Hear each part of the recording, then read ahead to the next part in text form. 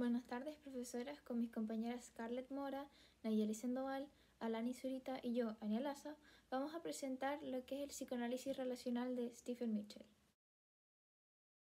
El autor del paradigma de psicoanálisis relacional, Stephen Mitchell, que nació el 23 de julio de 1946 y falleció el 21 de diciembre del 2000, estudió en la Universidad de Nueva York, en donde realizó un doctorado en psicología clínica en un programa postdoctoral en psicoanálisis y psicoterapia. El primer año de formación comenzó con un análisis con un analista freudiano, y al ingresar al Instituto William Ensor White en una de las academias de psicoanálisis personal, se realizó un análisis cara a cara con un analista interpersonal. La producción académica que llevó a cabo lo llevó a ser uno de los principales gestores en la tradición relacional en el psicoanálisis. Stephen Mitchell fue también el fundador y el primer editor de la revista de diálogos psicoanalíticos y participó en la creación de Asociación Internacional para la Psicoterapia y el Psicoanálisis Relacional. Además, el libro que escribió con Jay Greenberg, Las relaciones del objeto en la teoría psicoanalítica en 1983, así como su libro de conceptos relacionados en psicoanálisis, una integración en 1988, y constituyen las piedras angulares del paradigma relacional en psicoanálisis. El primero de estos libros señala Mitchell que en 1993 representa un giro que va a la comprensión de la mente como un producto del conflicto entre impulsos y defensas hacia una comprensión de la mente como un producto de relaciones con los demás. Además, dentro de la obra se encuentran los libros Esperanza y Pavor en el psicoanálisis en 1993. Influencia y autonomía en psicoanálisis en 1997, la relacionalidad del apego y la intersubjetividad en el 2000, y Puedo tomar el amor durar, el destino de romance a lo largo del tiempo en 2001, y el libro escrito junto a Margaret Black, Freud y más allá, una historia del pensamiento psicoanalítico en 1996. Uno de los mayores aportes de Mitchell al psicoanálisis y a la psicoterapia fue la construcción de un marco conceptual que permite integrar selectivamente teorías provenientes de diferentes escuelas, de tal manera que éstas coincidieran en un aspecto sustancial, que fue la consideración de que el psiquismo se constituye a partir de la matriz relacional, que es un concepto que veremos más adelante. Esto implica que todos los fenómenos psíquicos y los comportamientos humanos, es decir, sexualidad, agresividad, afectividad, etc., son entendidos desde esta mirada como experiencias interactivas en las que los otros ocupan un lugar importante y constitutivo, diferente a perspectivas individualistas de la mente que plantean la existencia de factores innatos, la pulsión, por ejemplo, como causas del comportamiento. Mitchell plantea 4 principales postulados en los cuales se basa en el psicoanálisis, dándole mayor enfoque hacia la relación terapeuta-cliente. Estos modelos son el modelo relacional, el cual se explica a través del concepto de matriz relacional. Luego el modelo pulsional, que está influenciado principalmente por el psicoanálisis freudiano, el modelo del conflicto relacional y el de la detención del desarrollo. En el modelo relacional, el enfoque va en las experiencias y acontecimientos vividas por el sujeto, pues estas le dan significado de la forma en que se genera la comunicación e interacción con los demás. Por otro lado, piensa en que la biología y los procesos interpersonales influyen de cierta manera en el objeto. Para entender esto de mejor manera se utiliza lo que es la matriz relacional. Esta nos dice que existe un sí mismo, un objeto y un campo interactivo. Estos se interrelacionan en esta matriz relacional. El sí mismo somos nosotros y vamos a ir creando nuestra psiquis a través de la relación con los demás. El objeto vendrá a ser la figura introyectada que tenemos de los demás y nos van a dar conciencia de nosotros mismos. Esto quiere decir que el objeto es la imagen que tenemos de las personas causadas por este vínculo de relación con ellas. ocurre generalmente con la figura primaria de apego. Y por último, el campo interactivo, que es el contexto en el que se da la relación entre el sí mismo y el objeto. La materia relacional existe para poder ayudar a superar la diferencia entre lo interpersonal y lo intrapsíquico. En este sentido, la diferencia entre el psicoanálisis freudiano y el psicoanálisis relacional es que para Freud la psiquis era individual. En cambio, para Mitchell los reflejos de los demás y del ambiente inciden en nuestra psiquis. Además, para Freud, el terapeuta es un ser objetivo ante el cliente, quien sí tiene lugar a ser un sujeto subjetivo. A diferencia de Mitchell, quien nos dice que el terapeuta también tiene espacio a ser un individuo subjetivo ante su cliente y relacionarse con él de manera cercana, compartiendo incluso sus experiencias. En el modelo de la detención del desarrollo, Mitchell explica que si en algún momento de la infancia hay un déficit provisional del ambiente, el desarrollo se detiene, las necesidades relacionales se estancan y la persona ya no se desarrollará ni vivirá tranquila, hasta que se encuentre con un ambiente relacional que se adecue a las necesidades primarias que faltan al comienzo y pueda completarlas.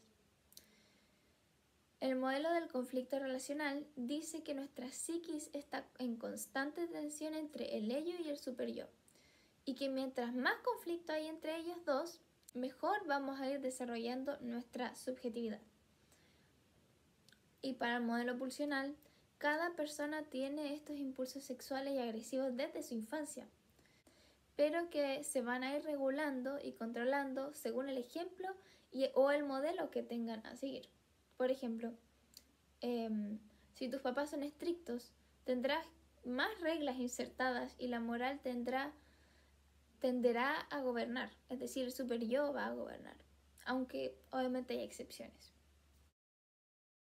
El estudio de caso se denomina una intervención focal en un caso de somatización derivado de la atención primaria. Este fue publicado en 2010 por la revista electrónica de psicoterapia. El caso clínico.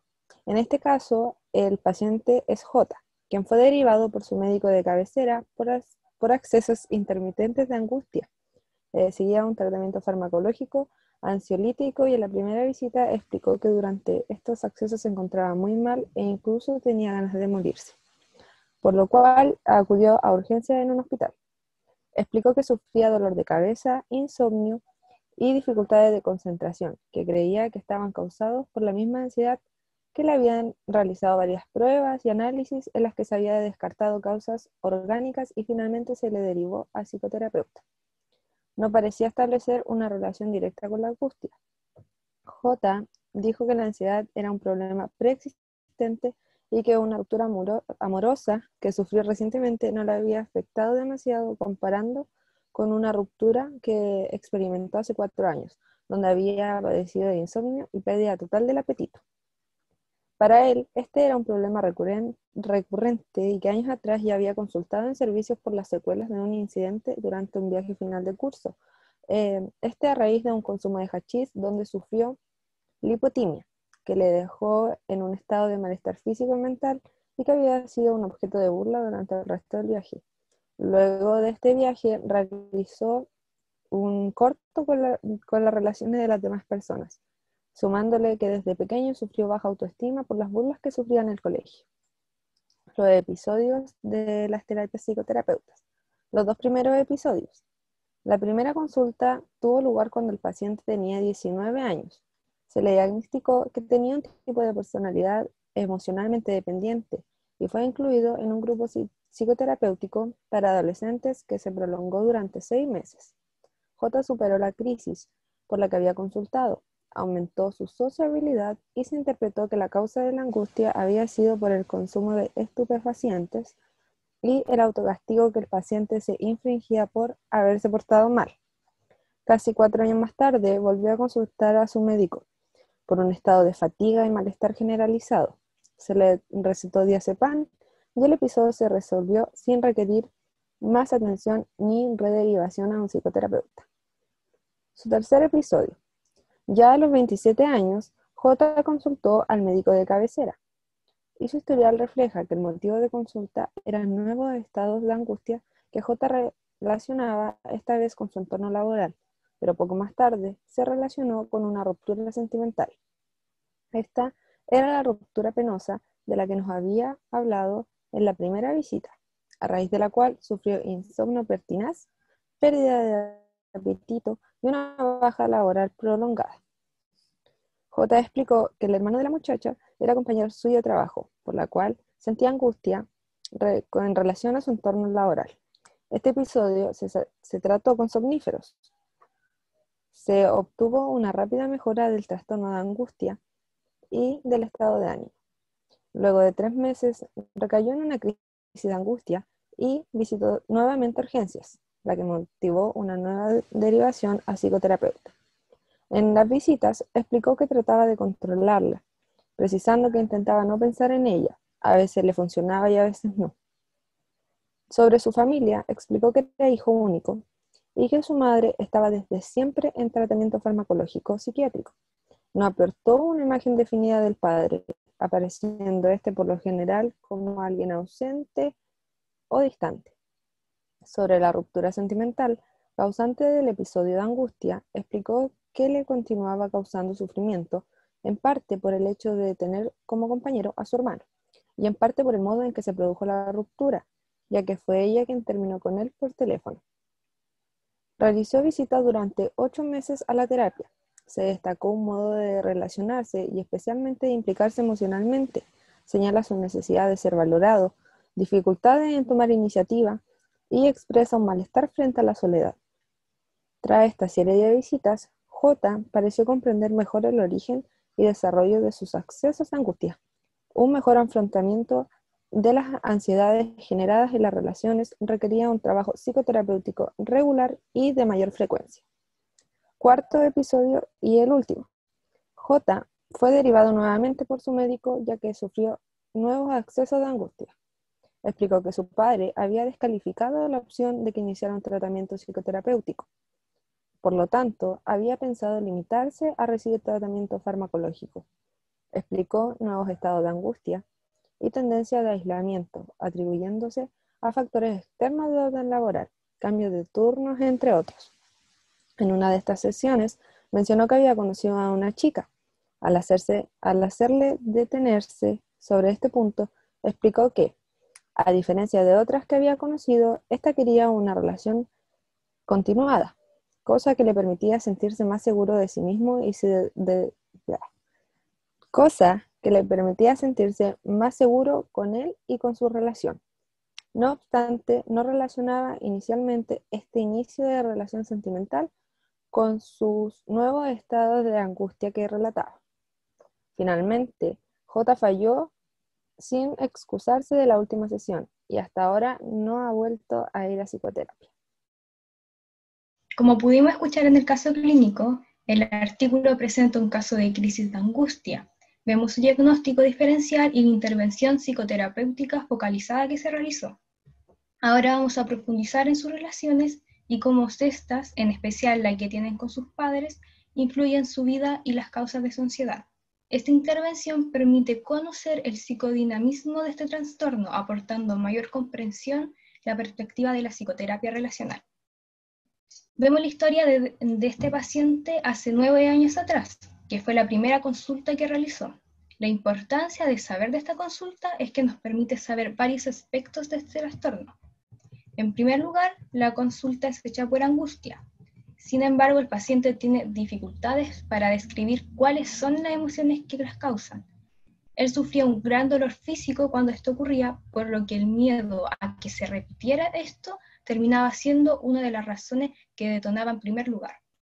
Manifestaba cansancio, sensación de ahogo, insomnio, entre otras cosas, por lo que se le realizaron varias pruebas antes de derivarlo a psicología. En su primera consulta, a los 19 años, se diagnosticó que tenía un tipo de personalidad emocionalmente dependiente. Posteriormente estuvo en un tratamiento psicoterapéutico grupal que lo ayudó con esto, con su problema de autoestima y su aislamiento social. El paciente habla de lo que cree que causa esta angustia, en donde comenta la ruptura amorosa de hace 4 años atrás y cómo es su relación en el trabajo, que son los dos sucesos que siempre repite. El procedimiento para tratar el episodio fueron los somníferos. A esto actuaron rápido y le hicieron efecto, pero 3 meses después la crisis volvió a aparecer y tuvo que ir a urgencias. En la primera sesión que tuvo después de derivado, él relacionó sus estados de angustia con su baja autoestima, la cual explicó posteriormente fue causada por burlas y bullying que sufrió en su niñez por llevar un ojo tapado, para corregir su estrabismo. En cuanto a la manera en la que él manejaba esta angustia, contaba que lo único que hacía era no pensar en ella. En lo que el paciente comentó acerca de su familia, que es un punto muy importante en sus relaciones, podemos notar varias cosas. La madre, por un lado, llevaba un tratamiento farmacológico psiquiátrico. Sin embargo, cuando se le pidió explicar qué le pasaba a la madre y por qué tenía que tener este tratamiento, él decía no estar en conocimiento. Por otra parte, la imagen del padre fue muy poco clara, casi no habló de él y mencionó tan pocas veces dando la impresión de que era un padre distante o ausente. A lo largo de los meses, según cuenta el paciente, su madre intentaba ejercer mucho control en él, al él intentar ser más dependiente en su vida, por lo que atribuyó su inseguridad a la forma en la que su madre lo crió, que era con mucho consentimiento. Se habló bastante acerca de sus relaciones amorosas, en especial la de hace 4 años, que según él dijo fue la ruptura que más lo afectó. Su pareja en ese entonces era una mujer mayor, era con una hija, la cual obstaculizaba la relación. La mujer fue la que terminó la relación. Luego de esta relación tuvo otra, sin embargo no fue tan significativa emocionalmente para él, y fue él el que terminó la relación de manera abrupta. Al tener esta inseguridad, él siempre se relacionaba con personas de un carácter más dominante, como era en este caso la mujer que terminó con él. Esto para él funcionaba bastante bien, era conveniente, pero en algún momento esto lo terminaba ahogando. Esto nos deja entender que presenta una represión en sus sentimientos, en especial los que son generados por sus relaciones. Esto se puede ver, por ejemplo, en la forma en que afrontó esta ruptura amorosa, haciendo uso de evasión y racionalización. Todo esto, junto con la falta de elaboración emocional, detonan en una angustia somática. El paciente tiene problemas en implicarse emocionalmente, señala su necesidad de ser valorado, su dificultad de tomar iniciativa y su tendencia a esperar que la tome el otro, por lo cual se relaciona frecuentemente con personalidades dominantes, como dije anteriormente, con lo cual finalmente él se siente anulado. También expresa su malestar frente a la soledad, que relaciona con su falta de autonomía y seguridad interna. No le gusta la soledad, pero tampoco se siente cómodo con mucha proximidad, por lo que su manera de responder a esto es de nuevo retrayéndose y aislándose del resto. Durante las sesiones tuvo otra crisis, en lo que comentó más tarde, cree que fue relacionado con la reintegración al trabajo en donde trabaja el hermano de su expareja, y el haber conocido a otra mujer la que no quiso darle su número de teléfono o contactarlo nuevamente. Luego, al analizar este episodio, se puede notar la represión radical en torno a las emociones en la relación que había tenido. Asimismo, el sentimiento de abandono debido a la mujer que no le había querido dar su número de contacto. También como recurrentemente y de modo extremadamente racionalizado, desplazó toda esta angustia sobre el área laboral. El paciente comenzó a tener sueños, reviviendo situaciones traumáticas en su vida, junto con nuevos estados de angustia. Comentó el estar conociendo a una nueva chica que parecía querer algo serio, y continuó refiriéndose a ella en esta relación a la regulación de la distancia emocional que tenía. Podemos ver que la angustia se desencadena por relaciones sentimentales y en especial por intensos sentimientos de abandono y soledad. Y todo esto lo afronta la angustia evitándolos y expulsándolos de la conciencia para así poder tener una desconexión. La carencia mentalizadora se evidencia también en el contenido de los sueños, los sentimientos agresivos. La rabia correspondiente es toda dirigida hacia sí mismo, teniendo un papel fundamental en las crisis de angustia. El paciente sufre angustia frente a la angustia, lo que quiere decir que el temor a sufrir estas crisis detonan en una. Frente a su madre, que es muy importante, en este caso tiene sentimientos de recriminación y la culpa por consentirlo mucho y ser inseguro, mientras que su padre descalifica sus necesidades emocionales. Esta descalificación de la experiencia emocional produce sentimiento de vergüenza, y esta es una inhibición de la iniciativa y una falta generalizada de autoestima, una relación de causalidad, según él. Se puede decir que el proceso psicoterapéutico aporta una mejora en la mentalización de estas emociones y mayor habilidad en el manejo de la distancia y las relaciones sentimentales, ya que la relación iniciada por el paciente en el último periodo parecía mantenerse y responder mejor a sus necesidades. Sin embargo, se cree que subestimó esto, ya que poco después abandonó el proceso psicoterapéutico y es muy probable que en el futuro vuelva a requerir esta atención. Gracias al psicoanálisis relacional, el paciente pareció comprender mejor todo lo que a él le ocurría y cómo afrontarlo. Y asimismo, nosotros pudimos comprender la razón de este trastorno y cómo era. Se aprecia, en este caso, notoriamente cómo su relación con su madre y con su padre eran muy importantes y afectaban de una manera muy fuerte a sus crisis de angustia. Y asimismo el no poder llevar de una manera sana y no saber realmente sus necesidades cuando tenía relación con otras personas, como lo fue, por ejemplo, buscar una mujer que era muy mayor, que tenía una hija, que era divorciada, y depender mucho de ella, al ser su carácter dominante, y ser ella la que termina con él al final, sin poderse recuperar de esto, aunque posteriormente tuvo otra relación. En conclusión, el psicoanálisis relacional nos permite apreciar que es una herramienta psicológica en donde se centra la relación que establecen el terapeuta con el paciente, la cual es una práctica terapéutica para dar tratamiento a los que tienen alguna dificultad mental emocional, en donde esto ocurre por un determinado contexto, ya sea familiar o social. Ejemplo mismo es el caso ya visto en el que se pudo apreciar las experiencias que él tuvo sobre su vida en el pasado en cuanto a las burlas, al insomnio, la pérdida de apetito, entre otras cosas, y además lo que está pasando en su realidad, que él padece de depresión. Se busca resolver los conflictos emocionales internos. Comprendemos que estamos en una realidad consciente, pero a pesar de esto es necesario llegar a los bloqueos afectivos y facilitar el acceso al inconsciente que es inaccesible. Además, es necesario sintonizar empatía, que esto es súper central en el proceso terapéutico, ya que se requiere que el paciente se encuentre en un espacio en donde se encuentra cómodo y con confianza y que tenga un vínculo con el terapeuta, lo cual el terapeuta requiere tener una actitud ya sea afirmativa y que se transmita un sentimiento de seguridad y de legitimidad para el paciente, en donde la psicoterapia pasa a ser una influencia mutua entre el paciente y el terapeuta, porque el terapeuta habla sobre sus experiencias y sobre sus sentimientos personales en medida que éstas puedan ser útiles. Muchas gracias por su atención.